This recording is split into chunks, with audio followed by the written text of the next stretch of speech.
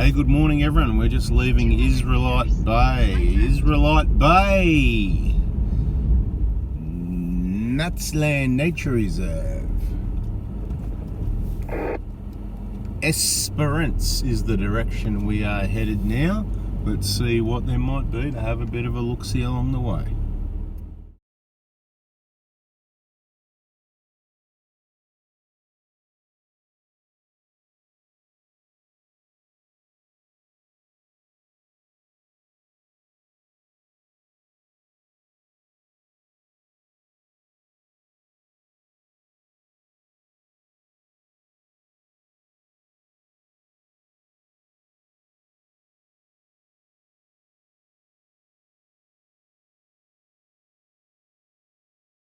Well, it's a fair way. The sign on my left says Israelite Bay 10 Ks, Esperance 185, and we've got a split in the track. And we took the left track. The right track goes to Mount Ragged, 46 kilometres. This should be Fisheries Road, I believe it's called. Well, we've done 450 Ks and I just got my 90 litre light, which might have come on a bit early because, you know, the ups and downs and bumping around, but that's okay. Once it's on, it's on. I might have seen it go off once before, but usually, yeah, it'll fluctuate when it comes on. It's just a guide. Could have 100 litres still, could have only 80 litres. Draw a circle around 90. So 450k and the 90 litre light's on, which means we've got, safe to say, at least 80 litres available. We've only done 450 and we've got 180, something like that to go, remember, so you do need to carry that much fuel in case a bit of a plan B situation.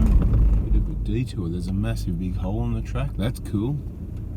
Drive around that. Might have got some rain through here by the looks of it. So the old track's there where the pipes go over the road, and then it moved to here, and now it's moved to there. Unbelievable.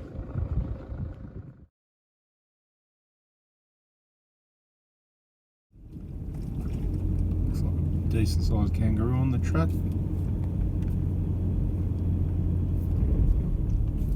What's going on, Skippy? Got some update there, having a feed. He's pretty tame, isn't he? Hung around a while. A couple of them actually. Oh, a couple little baby ones too, having a feed. What do they got there? I'm gonna have a look, see what that is actually. Oh, cannibalism, really? That's no good. Corrugations on this track are pretty big. That's why people go, oh, it's slow going, it's rough. Unless you're in a 120 Prada with Dobinson's well set up and your tyre pressure's on about 15. I'd like to be going fast ideally, but it's a balance of track conditions and safety with a bit of speed over the corrugations. Like I like to remind everybody every now and then, if you see me coming behind you, if you don't mind, just pull over and pop out of the way. Do it the easy way. Same as I do for you. And how's that for a change of terrain? 1 minute later, same stuff, different colour. Well, it's not actually, it is different. Corrugated very similarly. Not as bad. I think it's more like sand.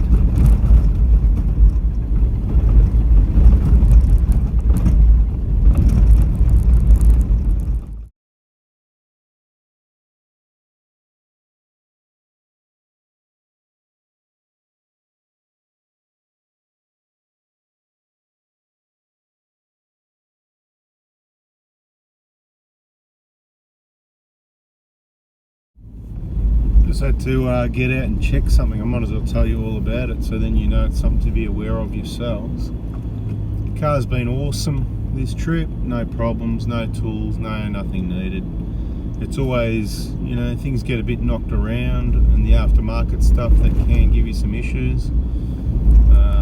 So in this case it's between getting knocked around and the aftermarket stuff. So going through these overgrown tracks you get quite a lot of branches whacking and scraping along the side of the car, the awning, the shovel, the roof rack, all this sort of thing. So I've got the roller Titan tray with the LRS 34. It's been on there for years, rock solid. Probably partially my own fault the way where I put the brackets for the 34. I don't know if you can hear me over the corrugations though. What's going on, mate? Yawning, making a bit of noise? No, well, I'll tell you what happened, right? So, one of the branches, okay, the 120, you know, the roof rails, and it's got the plastic trims, front, rear, middle, whatever. So, the front trim at the awning side there, it got a bit whacked by a branch, probably 20 times or more, right? You know how we roll down there, overgrown stuff, big branches hit it.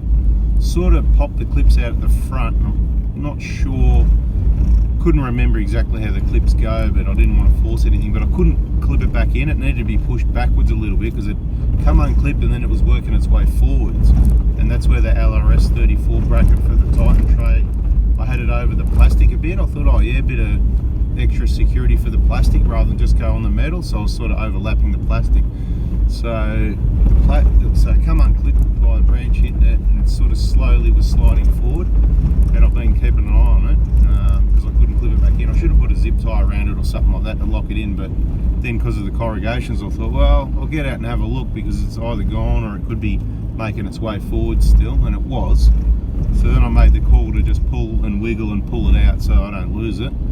So I got it off, that's good, but now the front left mount, it's got about 2 or 3 mil worth of clearance, so technically it could bounce up and down. It's still solid steel underneath there, it's not going anywhere, and it's not making any noises, so I'm not too worried about it. But I might make a packer up out of something small and push the rack up and jam it in there and put a zip tie around it to hold it there just as a temporary fix till I get back. I'll have to pull the solar panel off and stuff like that to fix it up again. Trees, man, long story short, trees. There you go, people, you got the story. Yeah, Roger. We have a emu. I've got an emu up here. I'll put some down, I think, because he's on a run now. Alright, people, see how rough it gets when you slow down? That's why you need to go faster. So I want you to take a guess in the comments. What speed was I doing on the corrugations here? That's one question. The other one is, what speed would I like to have been doing on here? And here's a hint for both the answers. Why wasn't I able to do the speed that I wanted to do over these corrugations? It's just terrible. Come on, emu, get off the track.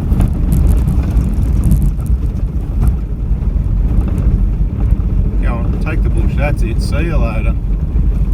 Should have videoed it, but yeah.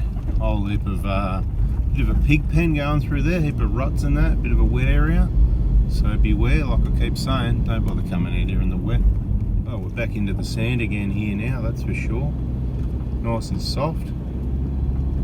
Can easily keep it moving, but big change in terrain.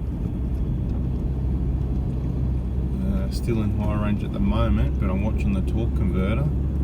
He's on 105 because I'm in all the wrong gears. Let's see if I can get that down. I was just in 4th and cruising along like I was on the dirt being lazy, and I noticed, hang on, we're sort of working it a bit here. Wouldn't have been locked in 4th, so now I've brought it back to 2nd in high range. I know a lot of people are interested in these numbers and, you know, what you do to keep it down, and I don't need any cooler. I keep it well under control, but I know a lot of people couldn't give us stuff either, so, you know, all this waffling, I don't know if it's going to be beneficial or not. You look at the scenery and I'll give you some info, right? So at the moment, 103, so it's already started dropping, but the pan's up to 97, so the pan's always going to be rising to what the torque converter is. So what I'm going to do is what I normally do, most likely. I'm back to 1st at the moment. We're doing 30 k's in 1st, which is about 2800 RPM. Just for a bit of R&D to see what happens. 102 on the torque converter, so it's dropping, and then we're going to go to low range most likely unless we get a change in the terrain. If my pan hits 100, it's time to cool down. I'm not saying 100's the end of the world, it's just my number where I go, I couldn't give a stuff up till 100 degrees, pan oil temp for the auto. But if it sees 100, 101, 102, I'm like, no, I'll just make whatever changes necessary to keep it from not. But it's obviously fairly soft sand, you know. I can feel it. There's a chicken track on the right that's looks a bit firmer, and that's maybe why they put it there. This is well tuned. People probably towing trailers through here as well. Torque converter's down to 100. Pan's 96.5. So just 30 k's. It's similar to being, I suppose, high range third. It is different. I think low range. Sorry, I meant to say low range third. High range first. Similar sort of RPM. If I was doing, I'm doing about 30 k's now, 2700 RPM. That's alright. Bit of soft sand through here, so I'll just slow it down. I'm still in high range, but back to first, just keeping it. Seems to be cooling it down again, keeping the trans temp under control. Yeah, copy that. We went to low range and it got soft back there. Very good. And that's what you do, see? Well trained.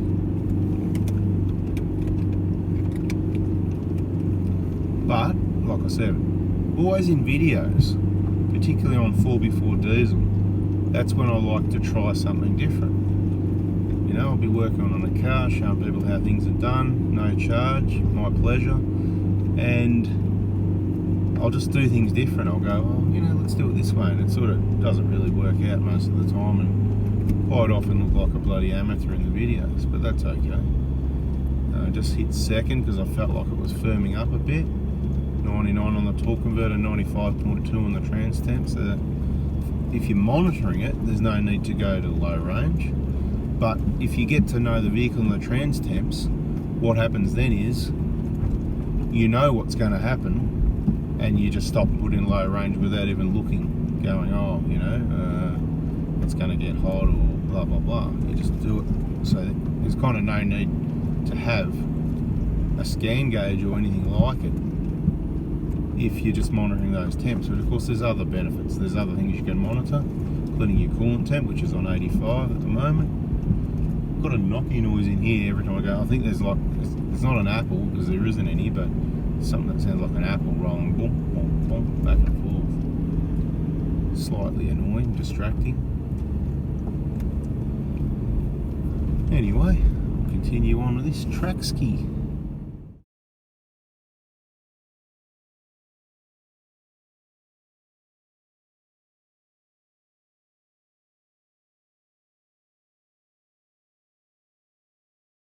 So out onto Fisheries Road, 127 k's out of Esperance apparently, 133 k's, sorry, something like that, about 130.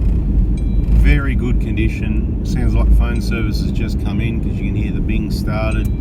There it is, 1, 2, 3, and that'll continue.